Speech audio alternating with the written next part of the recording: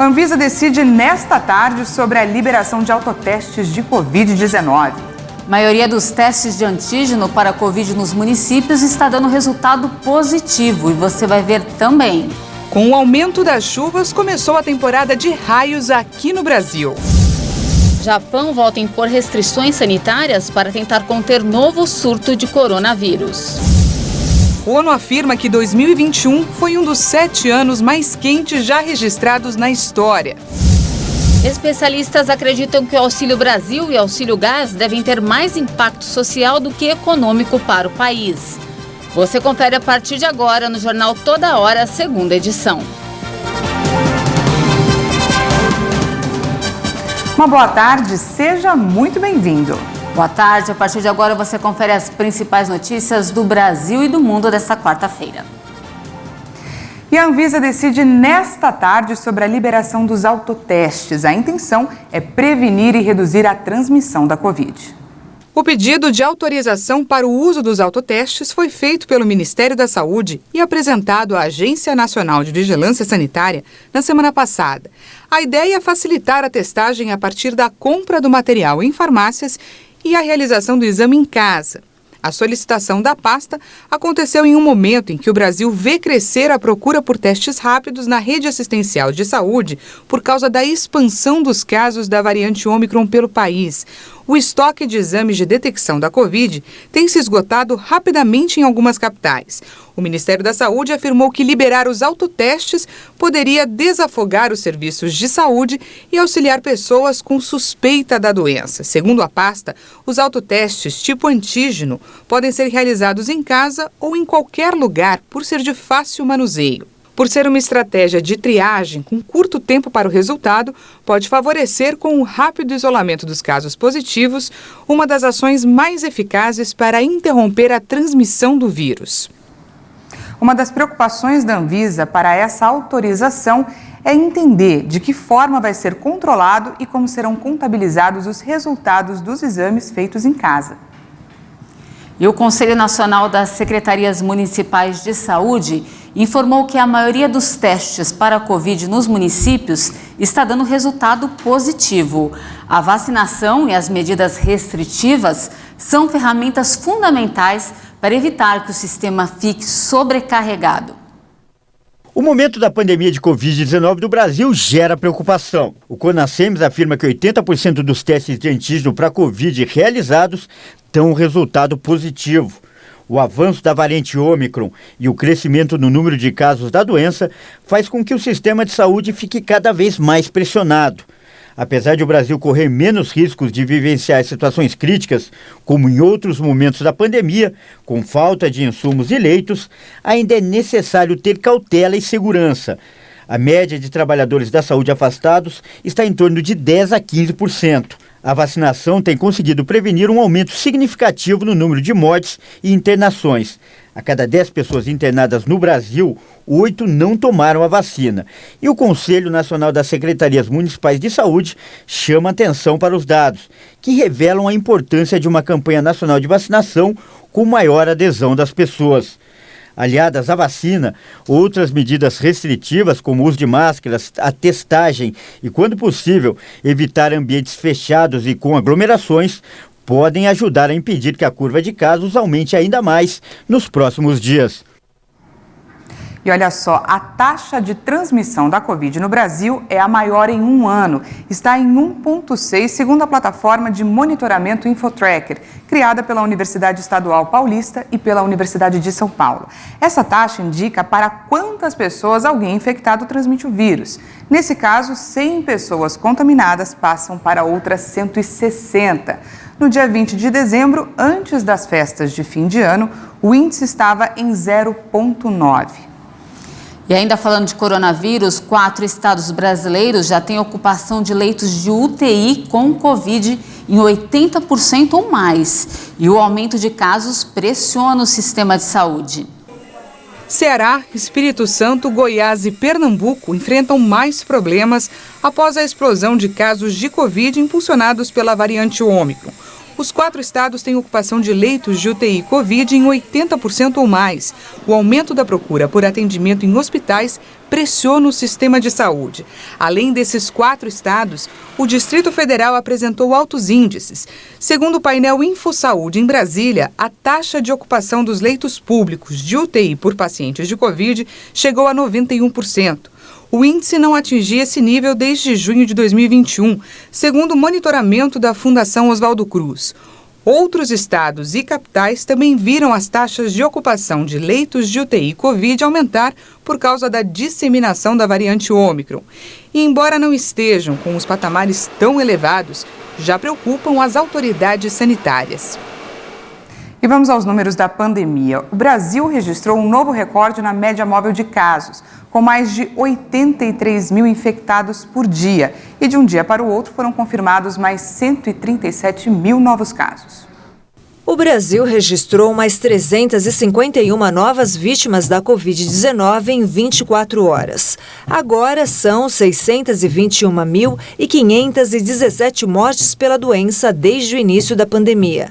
Também foram registrados mais 137.103 novos casos de infecção por coronavírus de um dia para o outro.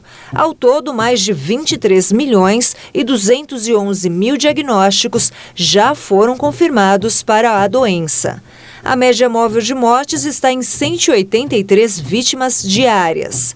A curva apresenta tendência de alta, com um aumento de 59%. Está abaixo de 200 pelo 45º dia seguido, depois de 1 ano e meio acima do patamar. A média móvel de casos aponta 83.205 registros por dia. O número também indica tendência de alta, com um aumento de 778%. No mapa da evolução da doença por regiões, hoje, 20 estados indicaram alta: Alagoas, Amazonas, Bahia, Ceará, Espírito Santo, Goiás, Maranhão, Mato Grosso do Sul, Minas Gerais, Pará, Paraná, Piauí, Rio de Janeiro, Rio Grande do Norte, Rio Grande do Sul, Santa Catarina, São Paulo, Sergipe e Tocantins. Outras 5 unidades da federação estão em estabilidade: Amapá, Distrito Federal, Paraíba, Rondônia e Roraima. 2 apresentaram queda: Acre e Pernambuco. Agora um balanço da vacinação aqui no Brasil. Já foram aplicadas mais de 348.164.000 doses de vacinas contra a Covid. Segundo o Ministério da Saúde e as secretarias estaduais de saúde, mais de 162.423.000 pessoas tomaram a primeira dose, enquanto mais de 147.536.000 brasileiros tomaram a segunda dose. E a dose de reforço já foi aplicada em quase 38.204.000 pessoas. E a chuva que caiu ontem provocou pontos de alagamentos e gerou transtornos em São José do Rio Preto, no interior paulista. De acordo com a Defesa Civil, choveu quase 90 milímetros em apenas 1 hora, quantidade considerada alta e capaz de provocar inundações e transtornos. Ruas e avenidas da cidade foram tomadas pela água e até casas foram invadidas pela enxurrada. Segundo o Corpo de Bombeiros, as equipes precisaram ajudar motoristas e passageiros que ficaram ilhados. Não há informações sobre moradores que ficaram feridos ou desalojados por conta da forte chuva. E com o aumento das chuvas, também começou a temporada de raios. O Brasil é o país com mais incidência de descargas elétricas no mundo. Em 2 anos, caíram 280 milhões de raios no território nacional. Segundo o Instituto Nacional de Pesquisas Espaciais, as mudanças climáticas têm influência direta no aumento de raios. E a previsão é que a média anual continue aumentando até o fim do século. Um levantamento do Grupo de Eletricidade Atmosférica do INPE indicou que a estimativa é que a média nacional passe de 70 milhões para 100 milhões de raios nas próximas décadas. O desmatamento na Amazônia, a subida da temperatura e o fenômeno Laninha combinam com o fato de o Brasil ser a maior área tropical do planeta, com um verão quente e úmido. Tudo isso contribui para a formação de tempestades. As fortes chuvas de verão podem produzir em torno de 30 raios por minuto. Os impactos são notados em todas as regiões do país, mas a maioria dos casos fatais foram registrados na região sudeste. Apesar dos riscos, a chance de uma pessoa ser atingida diretamente por um raio é muito baixa, menor do que uma chance em 1 milhão. O perigo aumenta de acordo com a localização, a exposição em áreas abertas, a proximidade de redes elétricas ou atividades na água e embaixo de árvores. A Polícia Militar do Rio de Janeiro quer instalar câmeras de reconhecimento facial no Jacarezinho. Um documento faz uma cotação para a contratação emergencial de uma empresa que instale 22 câmeras de alta resolução no entorno do complexo. O sistema de monitoramento deve permitir o acompanhamento das ocorrências em tempo real, possibilitando medidas mais eficientes no tratamento dos acontecimentos relacionados à segurança das pessoas e do patrimônio no estado. O Jacarezinho e mais 3 comunidades foram ocupadas hoje por 1.200 agentes da polícia. A ação faz parte do programa Cidade Integrada, que é uma espécie de reformulação do programa das unidades de polícia pacificadora, que prevê patrulhamento e investigações para desmontar organizações criminosas. O modelo ainda deve ser aplicado em mais 2 favelas fluminenses. E veja a seguir, o ONU anuncia 2021 como um dos anos mais quentes da história. E ainda, especialistas falam sobre o Auxílio Brasil e o Auxílio Gás. Em instantes, até já!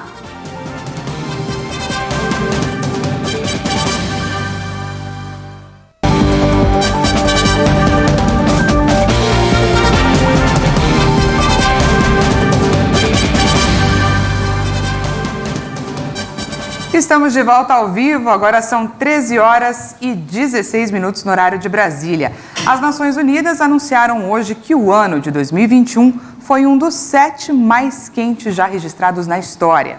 A Organização Meteorológica Mundial, vinculada à ONU, divulgou um comunicado que aponta o ano passado como um dos mais quentes da história. De acordo com o texto, todos estes anos ocorreram a partir de 2015 e os 3 primeiros lugares da classificação correspondem a 2016, 2019 e 2020. O aumento nas temperaturas em 2021 ocorreu apesar do Laninha. O fenômeno climático provoca uma queda na temperatura da água no centro e leste do Oceano Pacífico, que tem um impacto meteorológico em todo o planeta. O Laninha costuma acontecer uma vez a cada 2 a 7 anos, mas ocorreu 2 vezes desde 2020 e tem um impacto contrário ao do El Niño, que causa um aquecimento global. Os registros mostram que o aquecimento global, fruto do efeito estufa, é agora muito maior do que a variabilidade interanual das temperaturas médias mundiais causada pelos condicionantes climáticos de origem natural.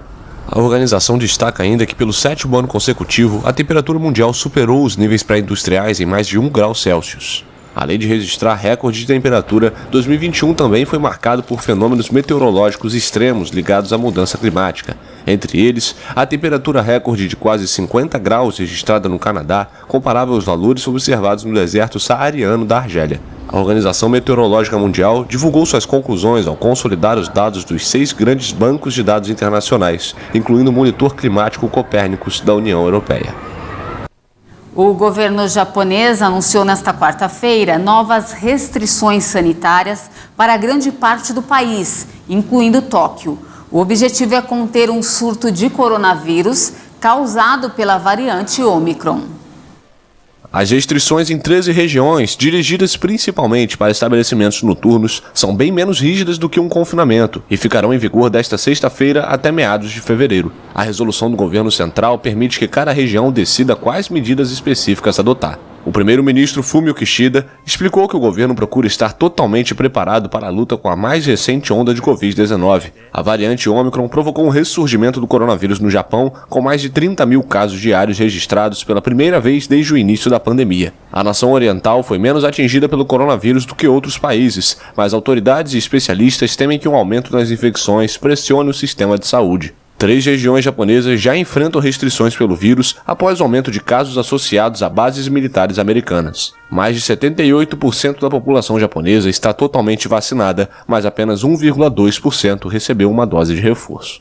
E olha, a Alemanha registrou pela primeira vez um recorde no número de casos de Covid-19 e superou a marca de 100 mil infecções diárias. De acordo com as autoridades, o número real de contágios pode ser até 2 vezes maior do que os registros oficiais. A variante Ômicron tem sido responsável por mais de 70% das novas infecções no país, que já estuda introduzir a vacinação obrigatória. 6 pessoas morreram após um incêndio em um lar de idosos na cidade de Valência, no leste da Espanha. De acordo com o Corpo de Bombeiros, o incêndio começou por volta da meia-noite e levou cerca de 2 horas para ser controlado. 5 pessoas morreram no local e uma não resistiu e faleceu no hospital. Cerca de 70 moradores foram evacuados das casas que ficam nas proximidades e 17 pessoas foram levadas ao hospital por inalação de fumaça, de acordo com os serviços de emergência. Segundo o Corpo de Bombeiros, um cigarro não apagado ou uma falha elétrica estão sendo investigadas como as possíveis causas do incêndio. O secretário de Estado americano Antony Blinken alertou que o presidente russo Vladimir Putin é uma ameaça à Ucrânia e deve enviar mais tropas em breve. Os Estados Unidos anunciaram nesta quarta-feira uma ajuda adicional de $200 milhões para a Ucrânia diante da alegada ameaça de uma invasão da Rússia. O valor foi aprovado pelo governo do presidente Joe Biden e tem como objetivo a assistência em segurança e defesa do território ucraniano. Antes do movimento de tropas russas no final do ano passado, a Casa Branca já tinha repassado $450 milhões para Kiev em ajuda militar. Biden aprovou mais fundos usando um dispositivo presidencial para ajudar países em perigo. O secretário de Estado americano Antony Blinken desembarcou em Kiev para mostrar apoio ao país europeu na escalada de tensão com Moscou. O chefe da diplomacia dos Estados Unidos alertou que o presidente russo, Vladimir Putin, pode estar se preparando para enviar mais tropas para a Ucrânia depois de colocar um contingente de milhares de soldados na fronteira. Na declaração, Blinken pediu a Putin que escolhesse a via pacífica. Os Estados Unidos e aliados acusam Moscou de preparar uma invasão depois de reunir cerca de 100 mil soldados perto da fronteira com a Ucrânia, uma ex-república soviética.